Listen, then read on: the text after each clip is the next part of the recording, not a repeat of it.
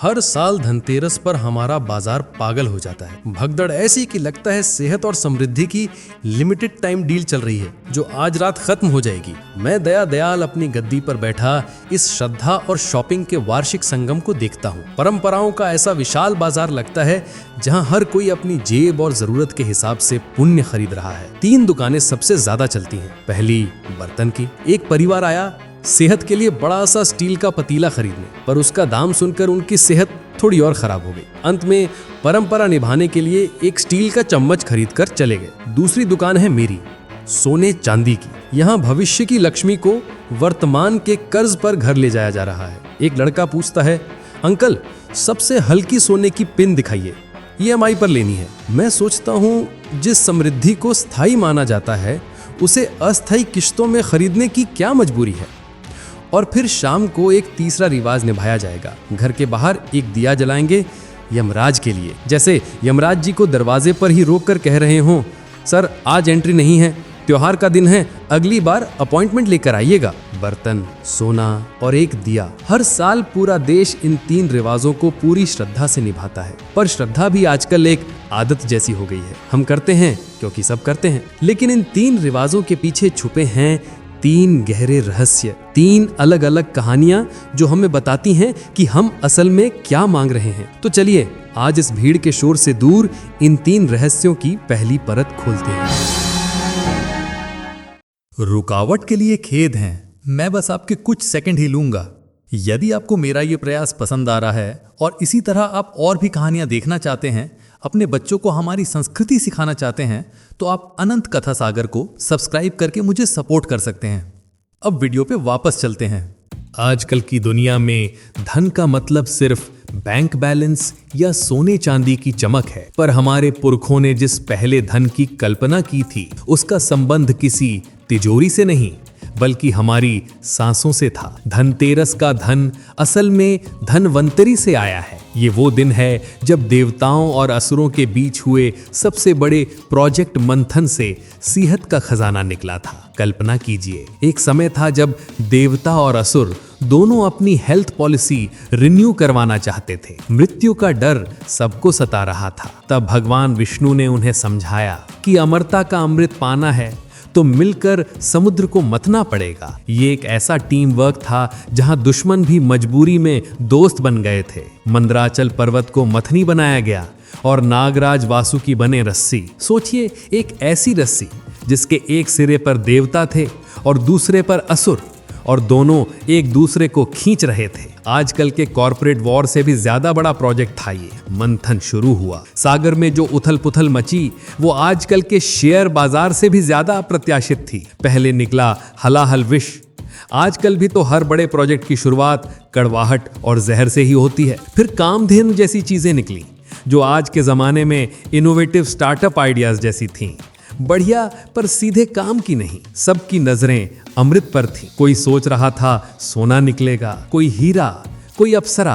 आजकल की तरह सबको बस लॉटरी चाहिए थी। लेकिन सागर ने जो पहला सबसे कीमती धन दिया वो कोई धातु नहीं बल्कि जीवन देने वाला ज्ञान था। हाथ में अमृत का कलश लिए शांत, तेजस्वी और मुस्कुराते हुए प्रकट हुए भगवान धनवंतरी, देवताओं के वैद्य, आयुर्वेद के जनक। उन्होंने बताया कि असली दौलत सोने चांदी में नहीं बल्कि निरोगी काया में है। तो धनतेरस पर हम जो नए बर्तन खरीदते हैं वो सिर्फ रसोई के लिए नहीं होते, वे एक प्रतीक हैं। प्रतीक इस बात का कि हम अपने स्वास्थ्य का ध्यान रखें, स्वच्छ और पौष्टिक भोजन करें, क्योंकि अगर शरीर स्वस्थ नहीं तो दुनिया का सारा धन बेकार है। इस दिन की सबसे पहली प्रार्थना यही है कि हे धनवंतरी, हमें निरोगी काया दो, क्योंकि जब तक सांस है तभी तक आस है। तो सेहत का बीमा तो भगवान धनवंतरी ने कर दिया, पर इंसान सिर्फ सेहत से तो मानता नहीं, उसे तो स्टेटस भी चाहिए। समाज में उसकी वैल्यू क्या है ये भी तो दिखाना होता है। समुद्र मंथन अभी रुका नहीं था। देवताओं और असुरों की नजरें अब भी सागर पर थीं। जैसे बच्चे अपने बर्थडे गिफ्ट के खुलने का इंतजार कर रहे हों, और फिर उसी मंथन से कमल के आसन पर विराजमान, हाथों में स्वर्ण मुद्राएं लिए, एक दिव्य आभा के साथ निकली धन की देवी मां लक्ष्मी। उनके आते ही अमृत का कलश सबको फीका लगने लगा। धन्वंतरी जी की सीख बैकग्राउंड में चली गई, सबकी आंखों में सोने की चमक उतर आई। यही तो इंसान की फितरत है।